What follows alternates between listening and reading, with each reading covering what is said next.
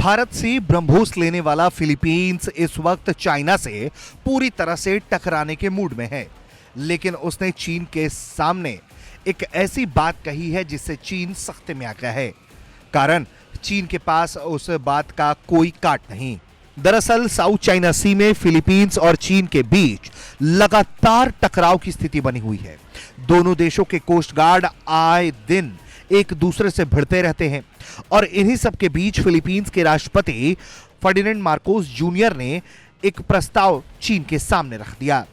उन्होंने कहा कि अगर चीन विवादित दक्षिण चीन सागर में अपने आक्रामक और बलपूर्वक व्यवहार को रोकता है तो वो फिलीपींस से अमेरिकी मिसाइल प्रणाली को हटा देंगे। अमेरिकी सेना ने बीते साल ही फिलीपींस में टाइफून मिड रेंज मिसाइल प्रणाली स्थापित की थी, जिसका उद्देश्य संयुक्त युद्ध तत्परता के लिए प्रशिक्षण के रूप में लंबे समय से संधि सहयोगियों की तरफ से बताया गया था। हालांकि चीन इस डेपुटेशन से लगातार घबराया हुआ है, क्योंकि टाइफून मिड रेंज मिसाइलों की मारक क्षमता बहुत ज्यादा है और चीन को इससे डर है। ऊपर से फिलीपींस के पास अब भारत का ब्रह्मोस मिसाइल भी है। चीन के खिलाफ रणनीतिक बढ़त के लिए उसे अज्ञात स्थान पर फिलीपींस ने तैनात किया हुआ है। चीन बार बार ये बात कहता है कि इस तरह की मिसाइलों से किसी तीसरे देश का नुकसान ना हो, किसी तीसरे देश को डराने धमकाने के लिए इन मिसाइलों का इस्तेमाल ना हो, ये फिलीपींस को सुनिश्चित करना चाहिए। उसने तो यहां तक मांग की थी कि फिलीपींस को ये मिसाइल प्रणाली टाइफून हटानी चाहिए, ये कहते हुए कि ये भू राजनीतिक टकराव और हथियारों की दौड़ को भड़का रहा है।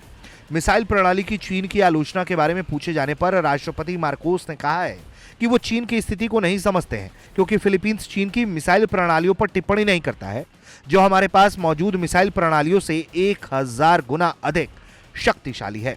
साफ तौर पर फिलीपींस ने यह कहा है कि चीन अगर चाहता है कि इस इलाके में शांति रहे तो उसे अपना आक्रामक रवैया कम करना पड़ेगा, खत्म करना पड़ेगा, तभी जाकर इस इलाके में फिलीपींस भी इन मिसाइलों को हटाएगा, जिससे लगातार चीन को खतरा बना हुआ है।